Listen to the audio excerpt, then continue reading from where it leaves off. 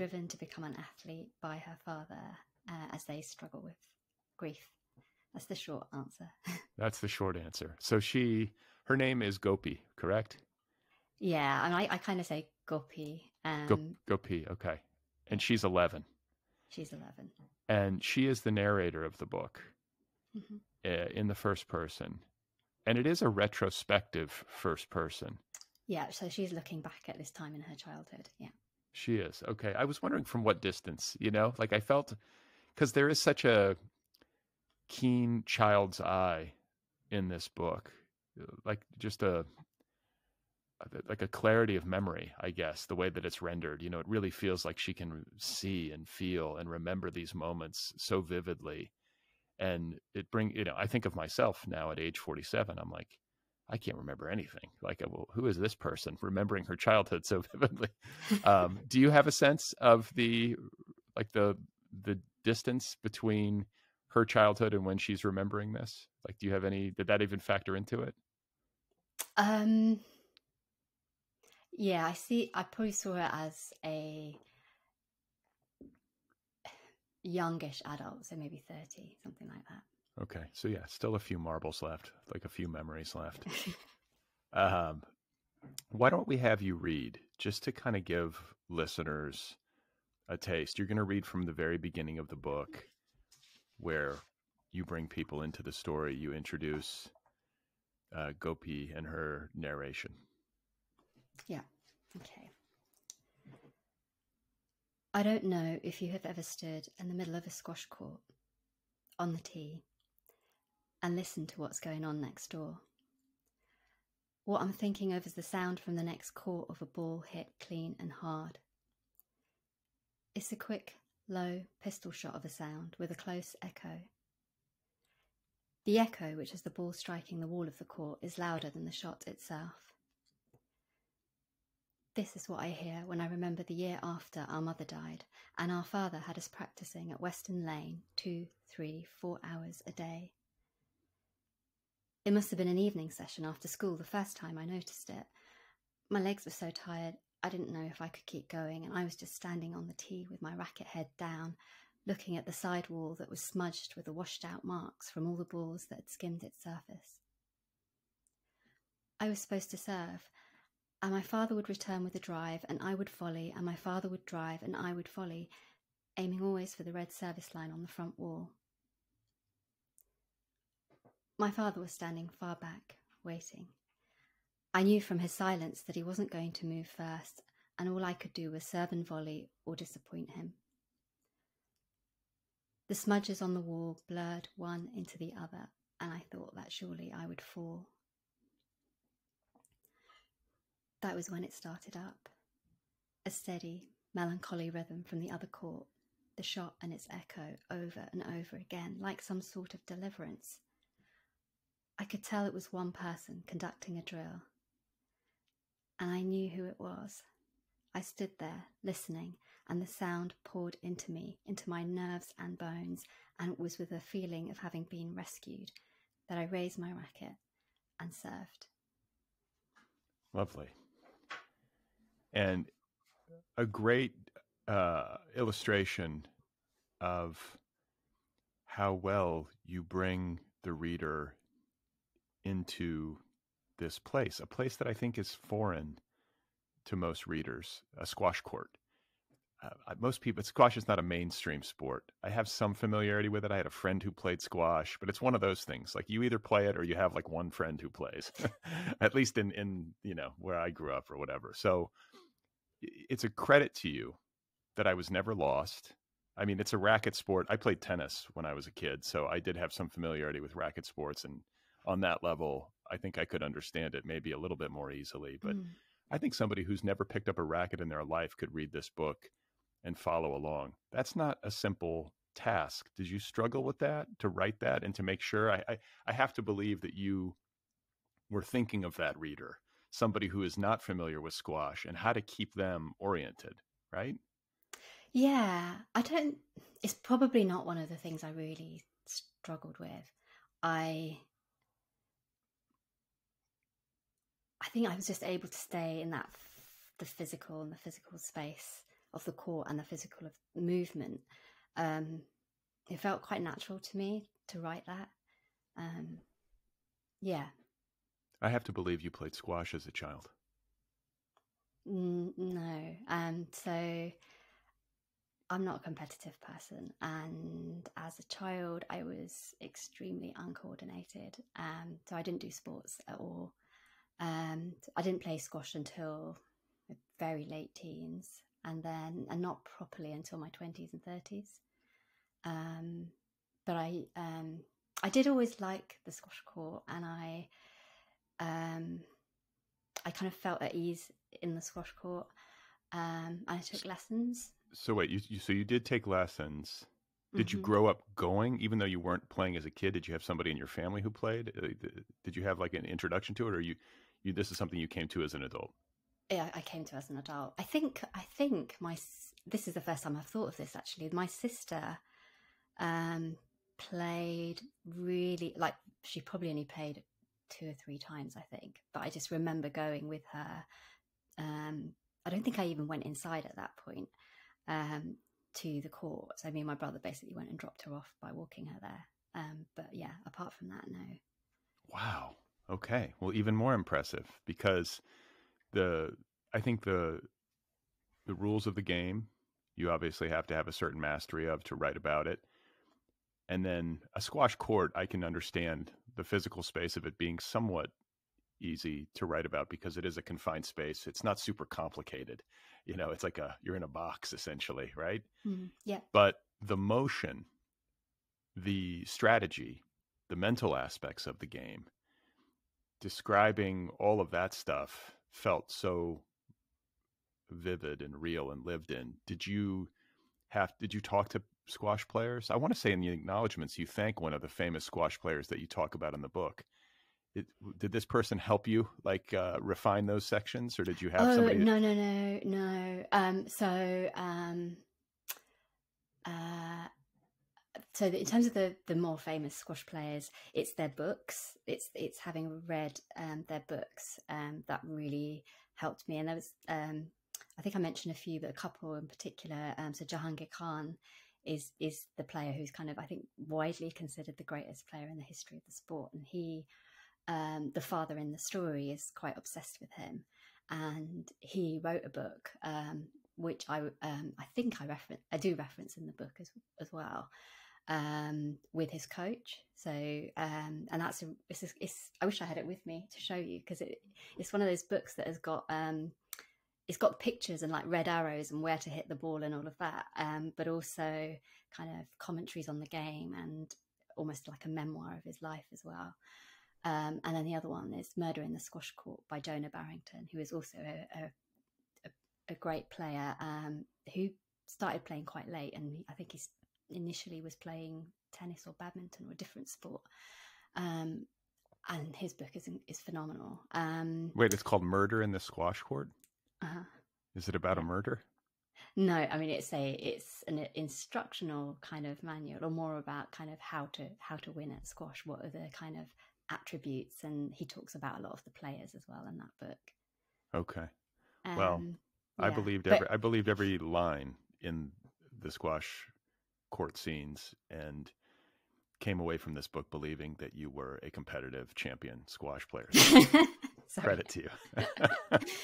Which I suppose is very far from the truth, but that's amazing. And I read in the New York Times the review that just published. It was written by Ivy Pacoda, who has guested on this show. And when I read her review, it all came flooding back to me. And this is, I think I was talking before we started recording about how bad my memory is. And she was writing about her own days as a competitive squash player, and it suddenly like flooded back, because I remember talking to her about that on this show. And wow, I didn't realize that you had her on. Wow. Okay, yeah. I'll be going to find that. Well, she was a pro squash player who like traveled the earth playing squash for money, which I didn't even know was a thing. It's just not on my radar. And so I remember when she was here, I was like, wow, that's amazing. And we talked a little bit about that part of her life, and it was really central. But in addition to bringing it all back, I think reading that review made me understand how that could inform a writer. It made me understand the emotional context of the game, or at least one emotional context of the game. Like she talks about the loneliness of squash. Is that something that you like? I'm assuming you read the review. Yes. When you read her review, did it make you understand your work in new ways? Or were the things that she was saying things that you yourself had considered as you were writing about the loneliness of it? Yeah, I think it came across so strongly in her review that it did make me think about it more closely. I just loved her reaction to that kind of the first scene of the book with the echo and what she found in which that you echo, just read. And I think I was aware of the sort of that it's the emptiness and the loneliness, but also I think there is this piece in the squash court as well. So I don't think it is only lonely. It can be, and the loneliness is partly that, and I think Ivy Pakoda mentions this, is you're in there on your own. Everything you've got to do on your own once you're playing the game. But with Gopi, I think she also has this very strong connection with who she's playing with, and this who is a young man named Ged. Yes. So Ged is 13. He's the son of a woman who works in the sports centre. So yeah, I mean they develop a very strong, almost romantic friendship. And on the court, there is just this connection between them. But she also has this connection, or I think an awareness of those players that her father talks about. So Jahangir Khan, who I mentioned, and all the other players, and that their mythologies become kind of part of her way of seeing the world, or her way of thinking. So although there is that deep loneliness, I think it's also a place in which she has connections. Well, I think if I'm remembering correctly, and please, if I'm wrong, feel free to interject, but I want to say that Jahangir Khan became a great squash player in the wake of the loss of his brother. That's in the book, right? Yeah. Was it him? Yeah. Yes. So yeah. I think like that framed it for me pretty well, that this all-time great squash player who went, I think, 5 years without losing a match or something extraordinary like that, was beating every great player who came his way, had lost his brother, I believe, in like adolescence, and then like kind of became hyper-focused on squash. And maybe, I think, played the game for his lost brother in the way that we kind of carry on for those whom we lose. That made it like a psychological and emotional sense to me. And I can imagine how Gopi would be hearing that story and making it into a kind of personal mythology, right? Something to kind of frame her own life around. Yeah, and Jahangir Khan had always played, but I think that what I took away from his own sort of writing about his life is exactly what you said, that when his brother died, he was playing for his brother as well. So this story takes place in the late 1980s in an unspecified area of England, like Bedfordshire, I think, is maybe the one place that gets mentioned. Am I forgetting anything? I think. Yeah, I mean, and you could. I don't reference the name of the town, but various references mean that you could work out that it is Luton. I'm not sure. I didn't deliberately not name it, but somehow it didn't come up. Interesting. That's interesting because this is a 150-page novel, and I feel like to a degree that is pretty remarkable. This book really works in the white space, in the unsaid, more so than most books. And I think it's part of its strength and its beauty is that there are all these silences and implications and gestures and suggestions in this book that work on you as a reader, and it delivers an emotional weight to the book. I think it adds a little bit of mystery even, but I really feel like you're great at that, at maybe editing yourself or knowing what not to say or knowing how to, what do they call it? The telling detail. You know, you'll give a detail that carries within it like 5 other details that you don't have to actually verbalize. And it's also a really emotional book. This book broke my heart. I loved this family. I was so rooting for them. And just so listeners have a really clear sense of the stakes. I mean, you've mentioned it already, but we have a family of they're a Jain family, and could you help us out with like Jain is? So Indian religion or philosophy, and the roots are sort of one of the kind of main people that is kind of seen as bringing Jainism back into the world is called Mahavir, and is and he sort of lived around the time of Buddha, and there is quite a lot of similarity between Buddhism and Jainism, and some differences, and it's kind of quite an open religion, in that, you know, Jains will quite often just bring in elements of other religions, such as Hinduism. So you kind of have, although it is a religion that doesn't have a deity, Jains will often have kind of deities in the house, and they might share temples with Hindus.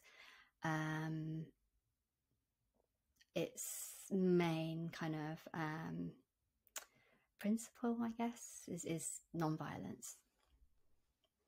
That's a good one. Yeah. I'll take that. Yeah. We are a violent, genocidal species, so that's probably a good one to have in your mind. Yeah, no doubt. So you have 3 sisters. We've talked about Gopi. She's 11. Then there's the middle sister. Her name is Kush. Yeah. She's 13. And then the eldest sister is Mona. And they are being raised by their father, whom they call Pa.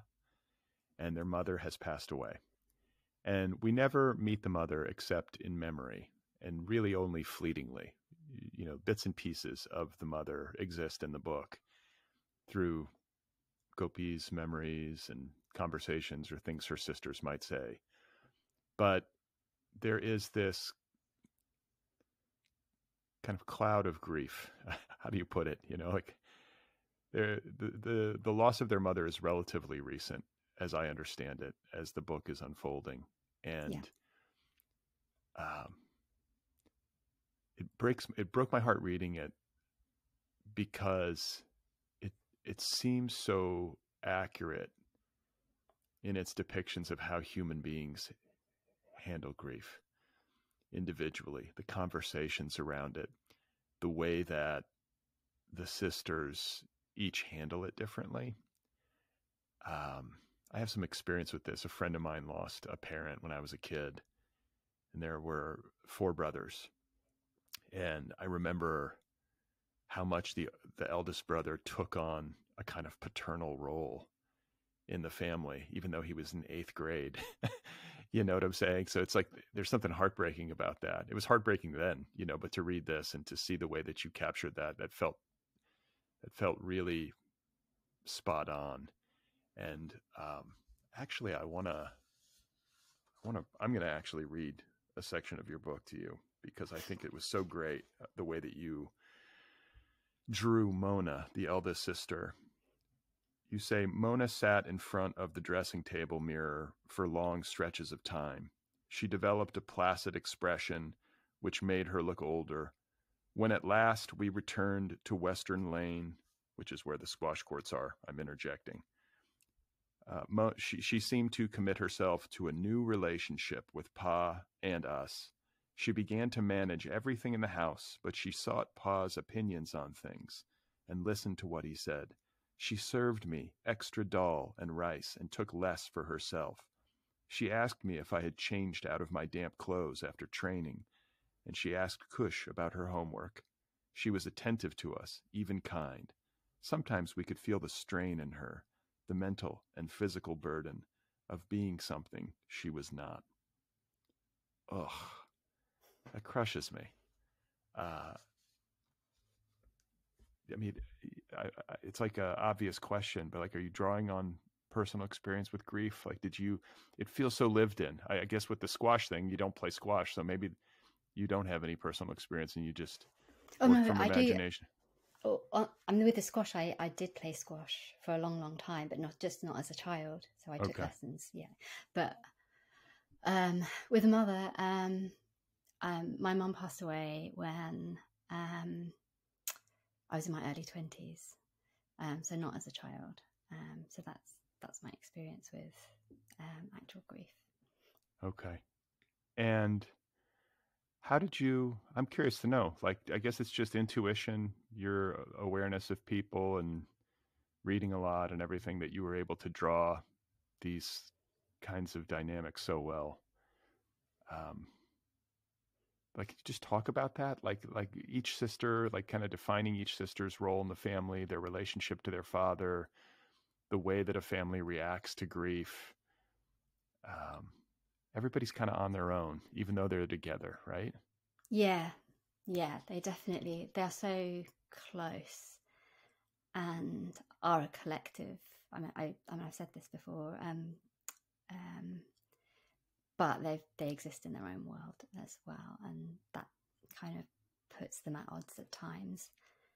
I mean, I have 3 sisters, so there are four of us and 2 brothers, so there's 6 of us in all. But I don't know. I think maybe my landscape of childhood comes as much from books and movies.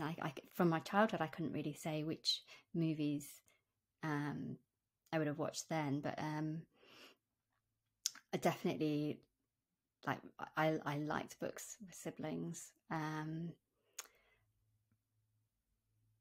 So yeah, I think probably it's kind of being part of a big family, having lots of cousins, and books. So I'm trying to think of. I mean, the classic Little Women, Pride and Prejudice, and then closer to when I was writing the book, there was a film called Mustang, which was I think it's a French film, but about a Turkish family of 5 sisters, which I thought was great. And there was a Japanese film called Our Little Sister, about, I think it's 3 siblings whose father dies, and they invite their half sister to come and live with them. So yeah, I think it's a combination of my experience and just books and movies. Okay. Well, it's very beautifully done. And now I'm going to turn it back to you. I'm going to have you read one more thing because I want listeners to get a sense of this. Page 43 in the novel.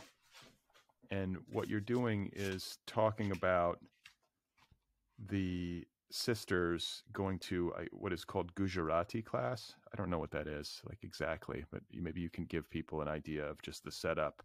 But there's the paragraph that begins on page 43 with "in the class," and if I could just have you read that paragraph. Yeah, so they're in the Gujarati class. So Gujarati is their mother tongue, so the language that their parents speak, and the girls speak to their father and all their aunts and uncles in English, but to their mum they speak in Gujarati because her English isn't good enough. Okay. In the class, we tended to keep to ourselves. The other girls knew one another because they assembled to perform Kathak dances and plays in the Queensway Hall. They didn't exclude us, but we didn't know what to say to them and they didn't know what to say to us. I became aware of one of the older girls, Jinnel, glancing up from her reading to stare at me and my sisters. After Ma died, we had been careful always to appear with our hair washed, our nails cut, our clothes clean. We did it instinctively, without conferring with one another, and we all sensed that this girl must now have found something amiss. We kept our heads down and tried not to think about it, but our three voices sounded loud and harsh, even with the tinny music from Mother Laben's radio and the buzz of everyone reading around us. I tried to read more quietly, which made Harry lean in close until his breath was on my cheek. So the detail about the way that the sisters instinctively make efforts to keep their hair washed, their nails cut, their clothes clean, that's the kind of thing that happens over and over again in the book. It just broke my heart because I was like, oh yeah, they would do that. Their mom's not around anymore. They're going to school. Do other kids know? Are they going to ask me about it? If we look unkempt, then they're going to know that our mother's not around. Like all that psychological understanding is on the page there. And there's just a sweetness to it. And I guess it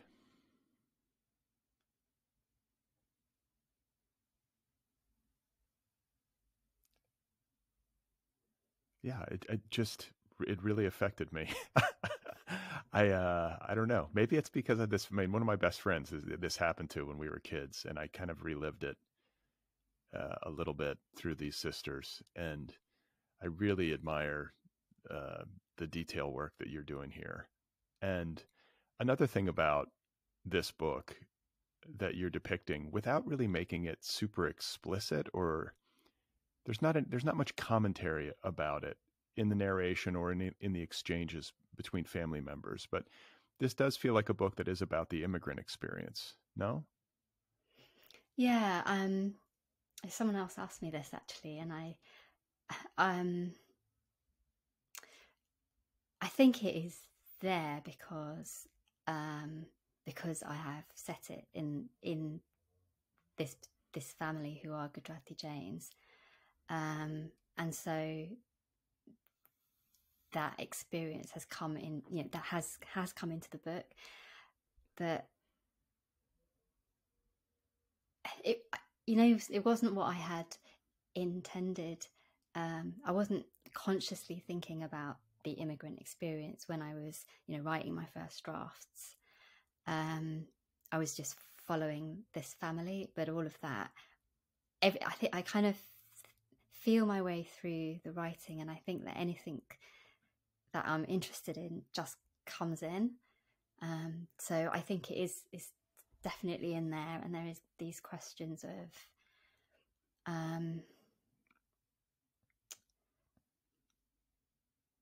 how the generations of the family, the older generations of the family, have a certain life, and the girls have a different life, and there's a tension between those two, but also tensions between the communities in the book, which I think is a very common experience in Britain, in this kind of town, a multiracial town in the 1980s. And there was integration, but there was also conflict between the communities, and I mean the white community and the Indian community, where both ways. So where the father becomes friendly with a white woman who works in the sports centre, and you can feel the disapproval of the community about this friendship. The Gujarati community. That's right, yeah. And but there's also, between the Pakistani and Indian community, where so Mona likes a Pakistani boy, but she knows that she couldn't enter any romantic, or she knows that she couldn't easily enter a romantic relationship with him because he's Pakistani and not Indian. But there's also, on the estate where the family live, there's this feeling of threat and violence towards the family. I'm trying to think. So the girls go out behind the house. There's a fort, and they play there, and they're kind of amazed that nobody chases them out of the fort. And they come home, home from school with kind of ripped, torn clothes and bruises. They avoid the underpass. So it's, I don't know, it's not obvious in the book, but I think you can feel those kind of tensions. What about Fourth Avenue? This dog. Like, there's a lot of like great, like he feels like very symbolic, like a very symbolic presence in the book, and I especially I won't spoil it too much, but there's a couple of appearances by Fourth Avenue, and I think the final appearance, I was like, whoa, the return of Fourth Avenue. What does this mean? But is that maybe tied to what you're talking about? Is Fourth Avenue somehow like, because there's like this, vague threat. This dog that shows up looks kind of like menacing. Yeah, I think that's part of it, and I think he is that kind of threat, but also this kind of,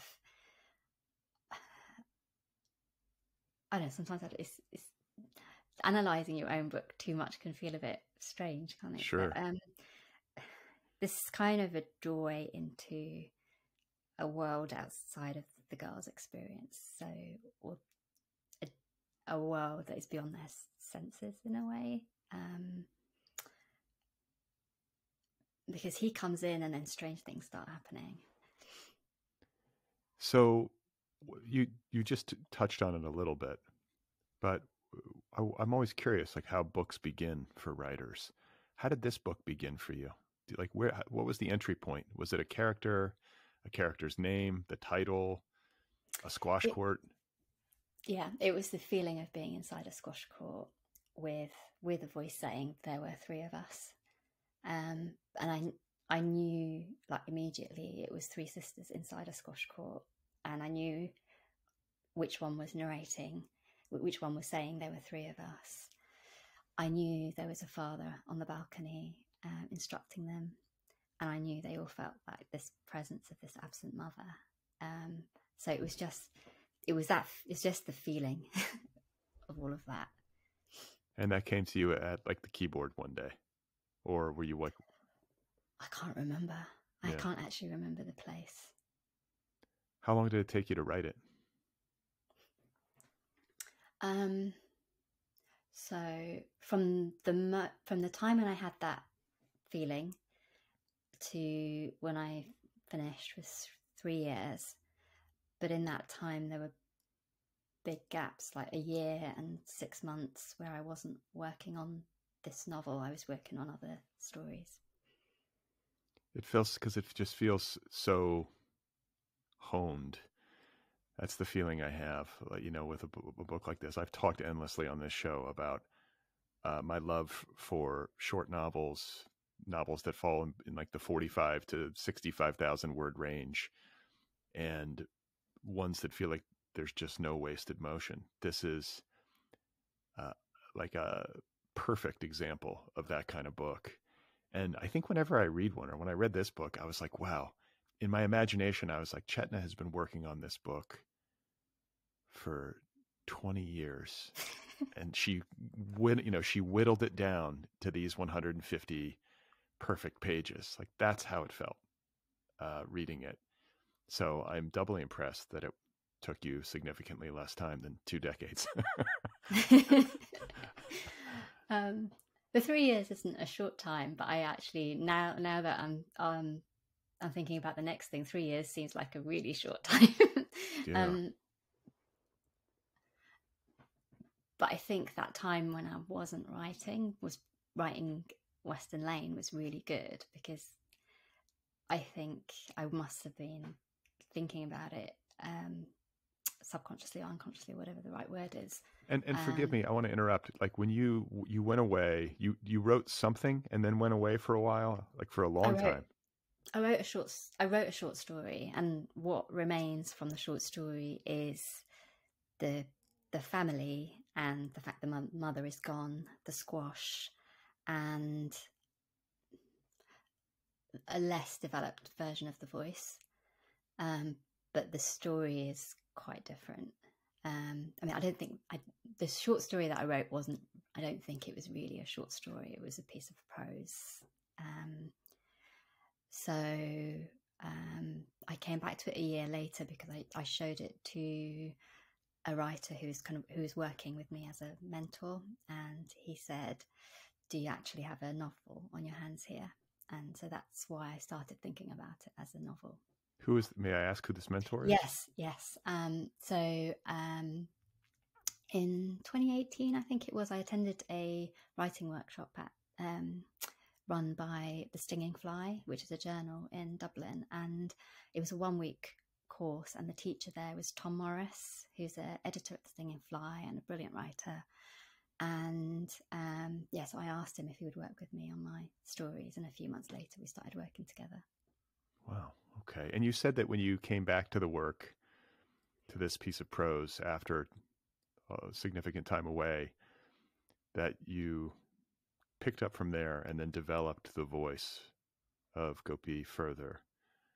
What changed? Like, how did you do? Can you think of things or point to things that shifted in the writing of her voice that really brought it into focus? Yeah. So after I showed it to Tom, I think I added a bit to the story before I showed it to Tom, and then I left it for another 6 months. But I think I probably just wasn't ready to write it as a novel at that point. And in those 6 months, I was reading a lot of stories about children, and quite a lot of them were retrospective narratives. So I read, I think, cover to cover. Do you know the Faber book of contemporary books about childhood, or contemporary stories about childhood? No. So it's a really thick book of short stories. I think most of them are I think maybe nearly all of them are first person narratives, and I think looking back. So I think that was probably really useful to have just read that, and other novels. I think that maybe in the story, the voice was getting lost between the child voice and the narrator looking back. But I think what gave me the voice was just, I think when I came back to it, I just started writing the first page, which I read out, and that is pretty much as it was when I started writing it. So I think that time away and doing lots of reading and probably thinking unconsciously about it kind of gave me that first page, which was then a kind of tuning fork. Like every time I lost my way, I would go back to that first page. That's a great point, the way that we do that. I think, like, for me anyway, when I'm working on something and I start a new session, like I sit down in the morning or whenever I'm working to get going, I almost have to reread a good chunk of what I've already written to kind of get back into the music of it. And I guess most people probably do that. But with the voice of Gopi, I think it's interesting to hear that, like, you read these stories about childhood, this Faber book, to kind of give you a sense of maybe what happens in childhood or what child perspective is like. But again, this is a retrospective narration, so you don't have to write in the voice of a child necessarily. You're writing in the voice of an adult looking back on childhood. I feel like that gives you, like, obviously some more latitude. And I think it's the right choice, I think, is what I'm getting at, because I think it's very hard to write a convincing novel for adults from the perspective of an 11-year-old girl if you're confined to her POV. I mean, it can be done, and it can be done beautifully. It's just really hard because you're limited. And I think a lot of times when writers come up against those limitations in child narrators, they just fudge. They make the child way smarter than a child could ever possibly be. And so I appreciated. Yeah, I agree with you. But I also think children can be way smarter than we give them credit for. True. But I understand what you're saying there. I mean, it's like, yeah, and like the child wisdom, if it's depicted accurately, is wonderful. but it's like, I don't know, this world weariness, or sometimes you can just feel the author intruding, where it's like, there's no possible way, this child. I'm sensitive to that for some reason, but I bought Gopi and her story entirely. And I think maybe a lesson for writers out there who are thinking about writing a book with, a child's perspective involved, is that even if it's a retrospective narration, it's a looking back, it was useful to you to read stories about childhood, or maybe to read stories where the child POV is centered, because it informs the things that happen in the book, I have to believe. It jars memories and gives you some ideas for how kids interact with one another, I know you have a bunch of sisters, but I would have to do that. I know it definitely does, because writing it is different from living it, I think. And but a lot of those stories were, and I think maybe most of them were retrospective narratives. There's a really interesting quote at the beginning of that book. So the introduction was written by Laurie Moore, and she quotes Gail Godwin, and writes, behind every story that begins when I was a child, there exists another story in which adults are fighting for their lives. And I just had that in my head kind of all the time that I was writing this book. That's a heavy quote. I know. And I kept thinking, but is it, because there's the adults fighting for their lives. I always wondered, is it the adults in the child's world, or is it the adult that this child is going to become? And I think it's both, or I've decided it's both. But yeah, so I think, that whole the introduction is the whole introduction in that book is fantastic. So I think that was really useful. Well, I want to talk a little bit more about grief in this book in particular, but other things too, like difficult emotional stuff in this book, and the way that it is delivered in the white space or through gesture, and I thought this was a very deft way of doing it. Like, so much happens where there's like children listening in and hearing like murmuring adults, like from the balcony or wherever it is, this felt accurate to me. The way kids, like my daughter, like my wife and I can be in the kitchen having a conversation at this level of volume, just like trying to have an adult conversation. And my daughter will suddenly just chime in from upstairs. She'll be like, what are you talking about? We're just like, my God, can we have a moment to just like talk about something besides like sixth grade, and that felt right on to me, because that is how it happens, especially around heavy stuff. You have a family that the mother has died and these kids are young, and the father is awash in grief. And there's so much held close to the vest. There's so much about the grief experience, as we've said, that is personal. It's kind of a lonely journey, right? We each do it our own way. And I've seen this happen throughout my life with grief, where people just there's communication breakdown. People grieve intensely at different times. So you might be having what could be classified like as a good day, right? A good day with your grief, where it's not overwhelming you. And your partner or your sister or whoever you're in the household with could be having a terrible day. And so you're at a different energy level, and they're at this low ebb, and you don't maybe notice it or know how to handle it, or they don't feel like talking and you do. You know what I'm saying? There's all these disconnects that happen between human beings that you depict so well. And there's even, there are ghostly presences or moments where there's kind of like hints at supernatural. I think you talked about it with regard to 4th Avenue, this neighborhood mangy dog. But there are other moments, I think, and forgive me, I'm racing in my brain to remember exactly the moment. You'll probably know, where they're talking about, what is it, appearances by their mother, or? Yeah, so Kush, who's a middle sister, she goes very quiet and she starts to go out, at night onto the upstairs balcony of the house and trying to make contact with the mother. And they can tell that it's their mother that she's trying to talk to because she's speaking in Gujarati. And then there's moments where Gopi also kind of sees the mother in a squash court. Right. And that felt right on to me. Kids would definitely do that. I could see myself doing that. If I was, 13 years old, I'd be out on the balcony too, but there's another moment in the book that I loved that has to do with this depiction of grief, has to do with the way that we can talk around our grief. And I think adults can do this. I think human beings of any age do this when it comes to stuff like this, but I think maybe kids in particular, because they just don't have maybe the emotional vocabulary for it. It's too much to process almost. And so things get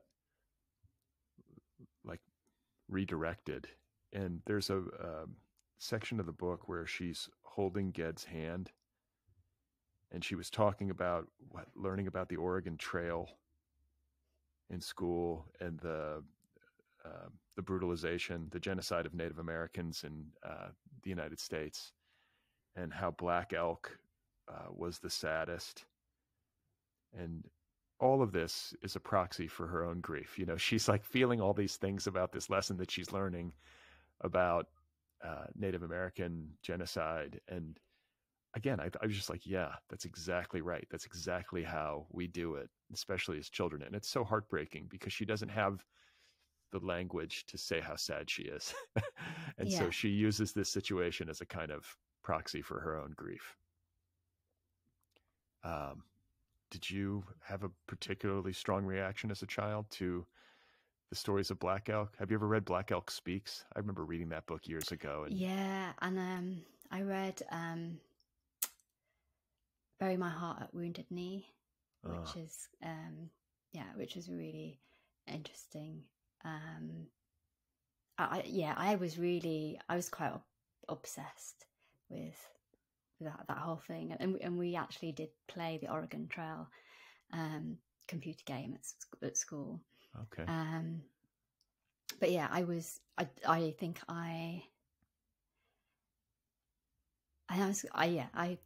heartbroken is probably the word when I read about what happened. And I don't know, there must have been something in a book that really struck me, because that's what would have had the most impact on me, I think, reading something, but I can't remember exactly what, but I remember how much time I spent then reading about what happened. And all these years later, it works its way into your novel. Like, it's just, I love that. That's really how the sausage gets made, right? That's how writers do it. Like, it's like you're sitting at the keyboard and this moment comes up, and suddenly it's kind of magical, right? Suddenly she's talking about the Oregon Trail game at school, and I don't know, it feels like how it happened. And I keep kind of feeling, I don't think I've only thought about this quite recently, that line, one of the lines that she quotes from Black Elk is the center cannot hold. And when I think about the book now, that's what I kind of think about, is that line in the middle of it. Yeah, it's terrible. I mean, it's heartbreaking to read. I admire so much the quality line by line of this book, of your writing. And before we move on to other things, I want to go back to this relationship that you have with, what's his name? Tom Morris, the editor at the Stinging Fly. Is that what it's called? Yeah. I'm just wondering, I want to hear a little bit about how you edit your own work, like how you arrived at this finished product. Are you somebody who is like really slow and plodding and just sculpts each line? Or did you write it in a rush and then go back and refine? Did the input from Tom really help you make significant cuts? Do you know what I'm saying? Could you just talk about it? Because I think that especially writerly people will read your book and be impressed in the way that I am impressed, and will wonder about this, like getting a book to feel this sharp. I am a plodder, I would say. Me I would too. really love to be someone who could get the whole thing down. So you've got the shape of something really fast and then spend time editing, because the editing is what I love. But the way that I wrote this book and quite a few of my stories is that kind of write a little bit, then read the whole thing again and edit it and keep going round and round and round over and over again. Yeah. That's how I mean, that sounds very familiar to my process. I feel like an insane person. How many times Yeah. I reread my own work and like we'll sit there and noodle and noodle and noodle. But it's like the music is so important to me. And I'm wondering, because you say the editing is your favorite part, as you're going back and, you know, here's a metaphor for you, just to kind of really muddle all this. You know how when you iron clothes, you iron a shirt and you're Yeah. ironing and then you're sliding it over and you're sort of ironing the section that you just ironed before, but maybe a little bit more. And then, you know, that's kind of how it feels. You're sort of like pulling. Anyway, that's, do you read aloud when you're going through this process each day of sort of getting back into the voice? Because there is such a music to your writing that I admire. It's just, I loved it. I recognized how much work I think went into it, or how much work I imagined went into it. And not every writer has this. There's such a great musicality to your work. I don't know. Thank I guess you. that's just like you having read a ton. Are you musical at all? I've tried. Even Graham, my partner who loves me, will say that I am tone deaf. So Yeah, me too. Wouldn't that be nice to be like just a natural, like, yeah, I love it. there's all these conversations around natural talent when it comes to writing. I've heard it argued both ways. I think a lot of writing just comes down to being patient enough to endure the pain. But man, when you see somebody play an instrument and sing beautifully, there's just no denying that that person is gifted, just as blessed with a gift. You know, like, Yeah. what must it be like to have that? What a magical existence to be able to just open your mouth and sing and make people. And to be able to do it in a choir, like to sing with other people. I mean, I would love to be able to do that and do it well. Well, I mean, yeah, I feel like you can kind of hide as long as everybody else is really good. Yeah. Maybe I could probably pass in a big choir, as long as I was like tucked away in the back, like not too close to the microphone. We could pull that off, but I can't really carry a tune. I don't have that gift. And I feel like everybody who doesn't have it, especially artistic people who don't have it, wish that they did. Yeah. So we're left with our writing. And listen, it's a great consolation prize, because there is, like I said, a beautiful musicality to the work, and I could almost feel that wish at work on the page. You know, like, I can't sing in that choir, but I can sing here. So Tom, I guess going back to your question, we talked a lot about what the book might look like, and he just recommended loads and loads of like stories and books for me to read, and then I sent him, I think, the first in chunks, like the first 30 or 40 pages. He just said, just keep going, and then he read it at the end. So I think he'd done a lot of work with me, like when he read the short story and just talking to me about the what I might read and that kind of thing. You know, it's funny that you say that, because I've heard this before on this show, talking to somebody about their relationship with their editor and how the editor did such a nice job helping them. And it wasn't so much a line edit, though occasionally that was the case, but it was a reading of the work and the ability to recommend things to read with like uncanny accuracy and helpfulness. Like, ooh, okay, I see what you're doing here. Read this. And then the writer would go and read, and that would be the fuel that would help inform the choices that the writer herself or himself would then make to improve the thing, rather than the editor imposing, Yeah. viewpoints or opinions. That And might I be wouldn't always, sorry. I was just going to say that might be a great way to do it, from an editorial perspective. Like, if you're working with a writer who's gifted and willing to do the work, it's probably almost better just to nudge them in the direction of work that will speak to what they're doing, rather than to try to give them directives. Yeah, and especially when it's an editor who can see so clearly what you're going to connect with, what books you're going to connect with. And but I wouldn't necessarily know, okay, what is it I'm supposed to learn from this book? But because Tom's given it to me, I'm reading it with a very different attention. Yeah, so it was like doing a MA or something for a year, like working with him to kind of just pushing me and challenging me to think about what I want to write. What about I've talked so much about this, but I feel like it had to have come into play in the editorial process. The stuff that doesn't get said or talked about, I feel like maybe to a degree, like to a strong degree, this family, Pa and the three girls at home, there is some repression of emotion. There's so many silences. Pa is such a heartbreaking character. He loves his daughters. He's overwhelmed with grief, and he's a kind man. And he'll just be sitting there. And the creative choices that you made to depict, like, you could have easily done it differently, where he's like talking about it or vocalizing it to, what is it, Aunt Ranjan or Uncle Pavan. There's different ways to do it, but so much of the grief experience in this family is depicted through avoidances, oblique conversations or statements that sort of touch on it or hint at it, but never get to it. Strange silences between father and daughter, like father and Gopi sitting in the living room, and she's kind of she has access to her thoughts, and you're kind of like getting access to what she's thinking about saying but doesn't quite say. There's so much of that, and it's so beautifully done.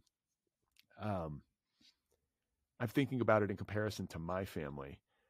I feel like we would just be blathering constantly. But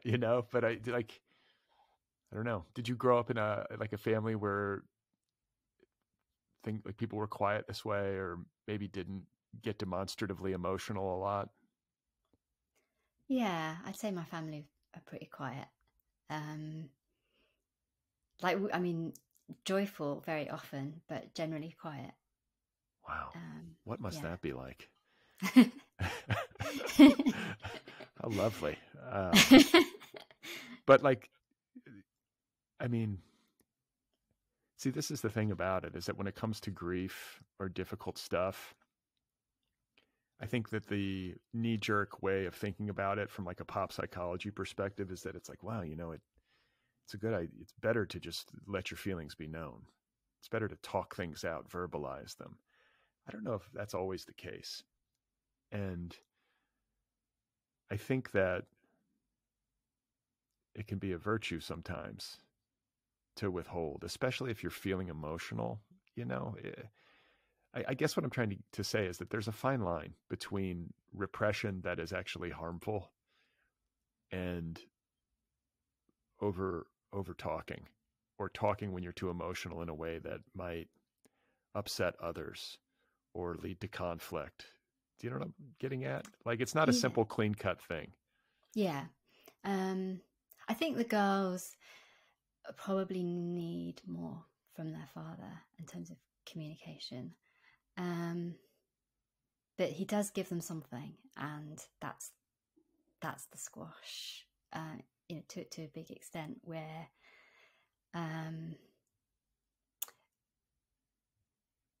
they are kind of moving around one another in a rhythm, and learning to be in sync with one another, and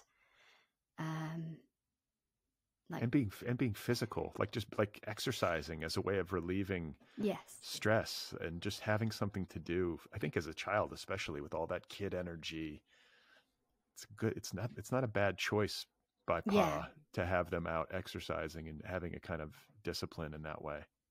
And it gives, and Gopi in particular, I think, is expressing herself on the squash court and getting that release. There's something that Jahangir Khan said in his book, which I'll try to remember. Sport is the easiest and best way of keeping young people out of trouble. Whatever you put into a child's mind, he will use. Put squash there. So I think that's come from his experience, which Pa would be quite aware of as well. Mm. And I just want to say a word in defense of Pa being a little bit emotionally withdrawn from his daughters and maybe not giving them as much comfort and emotional support as they need. I get that. But he's a kind man, and he's not a yeller. He's not demonstratively angry, at least not in the book that I can recall. I always felt like he was sweet and well-intentioned. And I feel like he deserves credit for that. Yeah, I love him. Yeah. I mean, I feel like as a parent, I always tell myself this. I think it's like way more important what you do than what you say. Like the example that you set is just going to be way stickier than any like lectures you're going to give your kid, or, you know, you start pontificating or trying to quote unquote share wisdom. It's a disaster most of the time. But how you are day to day, how you behave, how you carry yourself, how you treat other people, especially in the family, the way that you handle your emotions, these things factor hugely, I think, into how children learn to process the world. So I get it. Like Pa could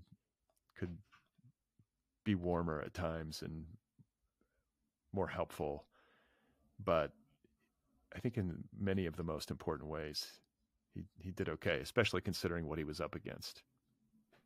Yeah, and he's going through what he's going through for the first time as well. Yeah. Yeah, he's in a very I think you used the word overwhelmed, and that's exactly it. He's overwhelmed by what he's going through, but he's not completely forgetting his girls, and he's there. He's doing the best he can. You know, everybody in a situation like that, everybody hopefully finds a way, but there's no perfect way to grieve, right? Like, is there a handbook? I'm sure when you lost your mother, as a person who is bookish, you probably picked up books, which has been a consistent theme, I should add, throughout this conversation. Every time I've been like, were you a squash player as a child? You're like, actually, no, I just read this guy's book. He explained it to me. Like, it sounds like you often turn to books when there are things that you need to know and might not, have access to or real insight into. Is grief something you've read a lot about, like the grieving process? I think more recently, really, than and probably not non-fiction, but novels. And sometimes they're not the processing of grief, but they're just, this is what happened to a child who had lost somebody. Like a really stunning, my favourite book that I read and was kind of, I guess, a touchstone for me was The Ice Palace. I don't know if you've read. Who's that by? It's by Take Vesaas. Okay. Norwegian. About two 11-year-old girls. One of the girls has lost her mother and she's gone to live with her aunt. And you kind of have both of their voices. I think it's in the third person. You have both of the voices in the story. And there's just this very delicate, very strange friendship between the two girls. And then you have this community around them that are kind of both trying to look after them and also leaving them alone.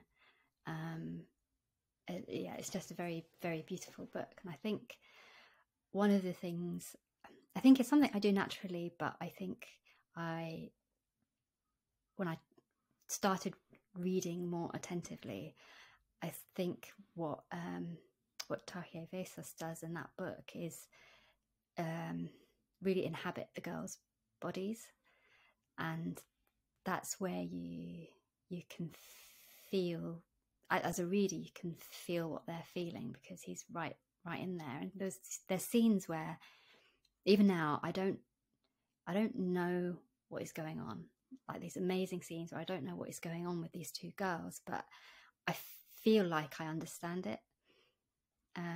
Well, that's how I felt reading your book. So maybe you internalized whatever you found in the Ice Palace, you know, this dynamic. They found a way to kind of make that happen on the page, but it's really beautifully done. I'm not going to spoil too much plot stuff.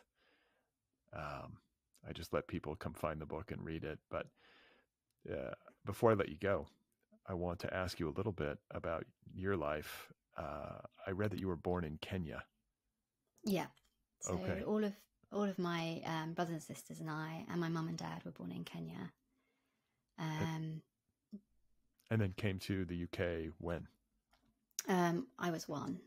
Okay. So 1973. So wait, 73. Where do you fall? Like 6 kids in the family. Are you the youngest? Mm-hmm. Oh, you're the baby. Yeah. What's that like? You got five older siblings? Oh, they spoil me. Like even now, if there's a party, like they spoil, like if we're all together, they spoil me. If I go to one of their houses, they spoil me. So yeah. Oh, lucky you. So yeah. You guys are close? Yeah. And we, apart from my brother who now lives in America, we all live not that far from each other, like a train ride. So we see. And you're in London. Mm-hmm. What part? I was just in London earlier this year. I took my daughter for like her first trip, you know, big trip, just to see it, and I had a great time. It's a lovely city. Wow! And what did she think? How old is she? She was 12, or I guess at the time we went, she was 11. My wife was like, "You better take her now. She's going to cross over soon. She won't want to hang out with us." And you know what? She might be right. It was a good time. She was very sweet. And then we went to Paris, and I proceeded to fall off of a bike and break my kneecap, which thank God happened on the second to last day. It was the second to last day. So we got our trip in, but you know, her memory is having to pack my suitcase for me and push me through the airport in a wheelchair. Oh, she's going to remember that holiday though. That's right. That's why I did it. I broke my knee just so she would have something to write about later. But what part of London? I'm just curious. So I'm in Archway near the Holloway Road, the North London. Oh, okay, yeah. I took her up to Hampstead Heath. We took the bus up there and walked around in that park up there. It's beautiful. Yeah, so it's a walking distance from where I am. So on lunchtime, quite often there. Oh wow, okay, that's a great spot. And there were people swimming in that pond when we were there, and it was like March. Freezing. It was freezing. Yeah. I was like, wow. Yeah, they don't stop. They don't stop. Okay. And then you won the Plimpton Prize not for this book, correct? It was for a story or? For a story, yeah. I'll bring Tom back into it because when I finished the book, he was like, okay, you need to write something else, like with the energy from this. Like, do you want a deadline? And I was like, okay. So he gave me a deadline. I wrote a short story, which is probably one of the fastest. Like, a lot of my stories take years to write, but that one I probably wrote in a month or something, and pretty much finished in that time. But the Plimpton Prize is like a Paris Review literary prize, and I just want my listeners to have a sense of like how you did all this. Like, you get from, you know, growing up in the UK. I read that you worked as an accountant, or maybe you still work as an accountant. Is that right? I'm not at the moment, so I left my job about a year ago. Okay, but you're writing and, you know, day job as an accountant, and now here you are making this debut, getting reviewed in the New York Times. Was there a long period of apprenticeship where you were sort of just in the wilderness writing stuff that never saw the light of day? Like, you've been doing this for your whole life, or, you know what I'm saying? Like, give us a sense of... Yeah, so I started writing properly probably 9 or 10 years ago. So I think before then I had written like 2 or 3 short stories, but probably only spent like a day in total on them. But there was clearly like an impulse to write because I kept going back. But then, yeah, properly 9 or 10 years ago,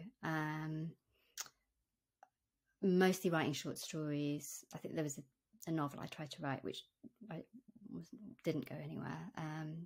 I made myself finish it even when I knew halfway through that my heart wasn't in it, but I just finished when I'd done a 1 draft. And I wrote short stories, ton of rejections, and then a couple of acceptances for a journal and a prize around the same time. Then I kept writing short stories. My hit rate with short stories is really low, so I can write like 10 stories and 1 or 2 of them be good. And by good, I mean they kind of feel alive, and maybe one of those would then go somewhere. And so I was working all that time, so writing mostly in the mornings. Some of that time I was working part-time, so I wouldn't be working on a Monday, so I'd write on a Monday as well, just to get some momentum for the week. Wow, okay. And what 9 or 10 years ago kickstarted all of this? Like, was it something you'd always kind of wanted to do, and finally you're like, okay, I'm not getting any younger, let's get going? Or was there something that happened like in your life or at work that made you decide that you needed to start doing this? I was always trying out like things where you're making something like I tried playing guitar, I tried piano, I tried singing, I tried art and photography, and I think I did a weekend workshop or something, a writing workshop, and I don't know, something must have clicked that this is what I'd really like to do, and I probably felt that, I don't know why it came so late, that I realized that this is the thing where I actually have maybe more of a sense of what's good. Whereas, with art, I really like the process of drawing, and I like how it feels when you're involved in something and really concentrating, like with a drawing or something. But I don't go to lots of art galleries, and all my life I haven't been someone who looks at a lot of art, so I don't have the sense of, okay, this is what I like, this is what's good, this is my taste or whatever.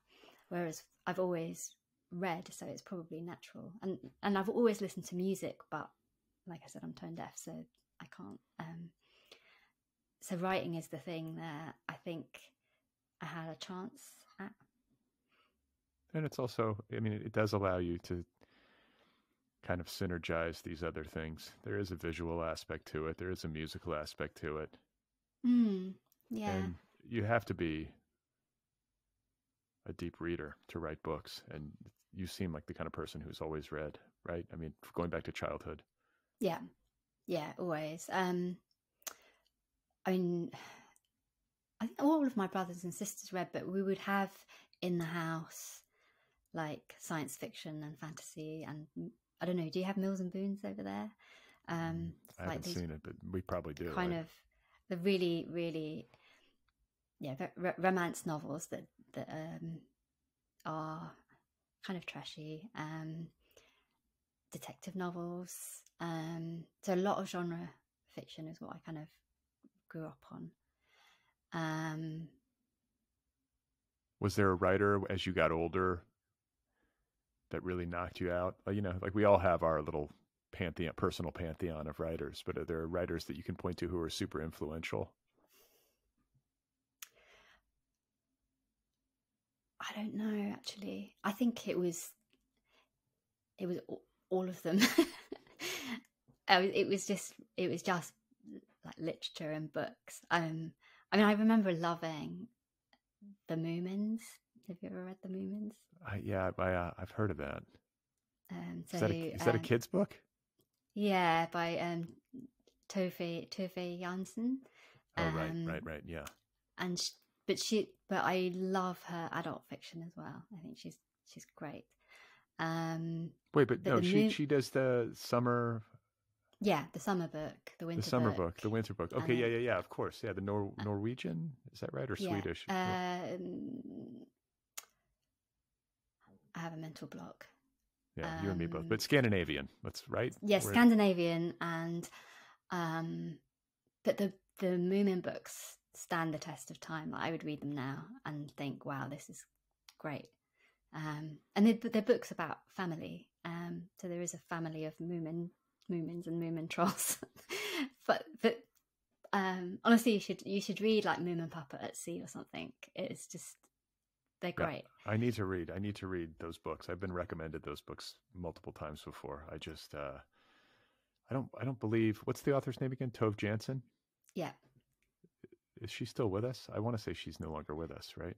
I don't know, actually. I often don't know anything about the writers that I like. Okay. I think I have this memory of, I just read something, I think, by Sheila Heti not too long ago about Tove Jansson, and I want to say she passed away, which would make her ineligible for the Other People podcast. But if she's not, get her on. I was going to say, because the only books that I read are for authors who are on the show, just as a function of time. So it's like, if I'm going to read these books, I'm going to, I got to take a vacation or something. But you can read them to your kids. Yeah, that's right. So I have to believe that you were thrilled to be kind of working in the wilderness with your mentor, getting this book done, getting this short story done, and then what? You sent it off to the Paris Review and it wins this prize. You entered it. How do you win the Plimpton Prize? So my agent submitted the book to the Paris Review. The book. Oh wait, you had an agent? The story to Paris Review. You had an agent? Yeah. At this point? Yeah. How did you get an agent if you hadn't published anything? Or I guess you published some stories. Yeah. So she'd read a story in The Stinging Fly, and she knew Tom as well, so she knew I was writing a novel, and then waited until I'd finished the novel because she knew I didn't want to think about publication until then, I suspect, and got in touch. Okay, so she submits it to the Paris Review. Mm-hmm. It wins the Plimpton Prize. Well, it was published in their in one of their issues, and then the Plimpton Prizes, they go back over the fiction that they've published in the year. I think it's emerging writers, and then choose one of the stories, which then. And so, what does that lead to? Like, I know they throw a party for you, right? Like suddenly you're in New York City, and right? Yeah. So I went to New York last year. So there was a party, and it's an event where they're also presenting the Otherppl Prize, which is a lifetime award for an author. So Jamaica Kincaid won that this year or last year. And it's kind of a fundraising event as well. That must have been pretty heady to show up in New York, and I know it was very exciting. I think I was like, it was one of those holidays where I was just like anxious until like I gave like a 1-minute speech or something, but until that was over, like it was like, no, I'm just anxious, I'm not enjoying this yet. And then that was done, and I was like, okay, where's the champagne? Yeah, there you go. Good for you. Yeah, like having to make a speech,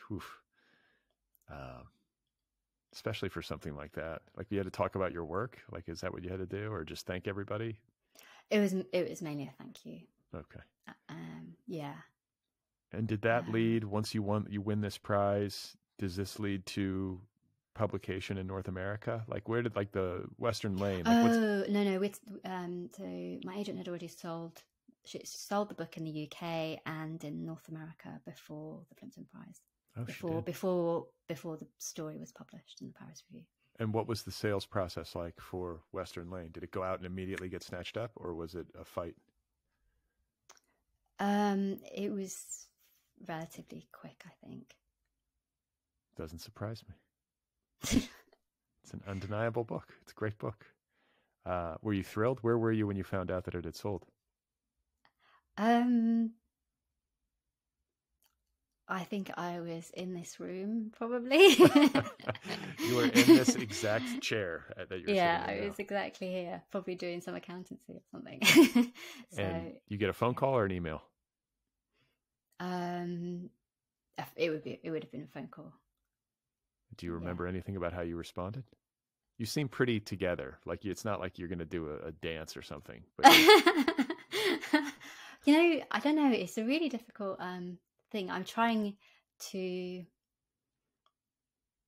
how like publication is a roller coaster. There's lots of things you start to become anxious about. Is this going to be the best book? Am I going to look back on it in a year and think, oh, I should have done this or that? And then you've got like the highs, and I have to try really hard to not kind of identify too much with the highs and the lows, and just try and be a bit more steady. I don't think it's good for me to go too high or go too low. So I always ask my guests if they are working on anything new. I know that this one is just coming out, so if you're just celebrating this one, that's fine. But is there another book in the works? If you'd asked me 2 weeks ago, I might have said maybe. But I think I was working on something and it just kind of collapsed. So that was a bit of a shame. But actually, now I feel a bit more free. Like I feel quite happy to just think, what do I really want to write, or see what comes. Well, and you never know. This thing that collapsed, you could go, wander back into the rubble, as it were, a year from now, and it could be something, totally new to you. So I will be awaiting whatever it is that you come up with next. I loved your book. So impressive. And I thank you for your time. We should also let listeners know that truly, for maybe the first time, like I can count on one hand, 2, maybe 3 times in 800 episodes, I have spaced the time of an interview. And I was like a half an hour late for this one. And you are very kind and patient with me. I thank you for not just like going to bed and saying, "To hell with this guy." Yeah, I wouldn't put that past me. Well, thank you so much once again, and congratulations. Thank you. It means a lot to me that you read the book and loved the book, and I really enjoyed our conversation, so thank you.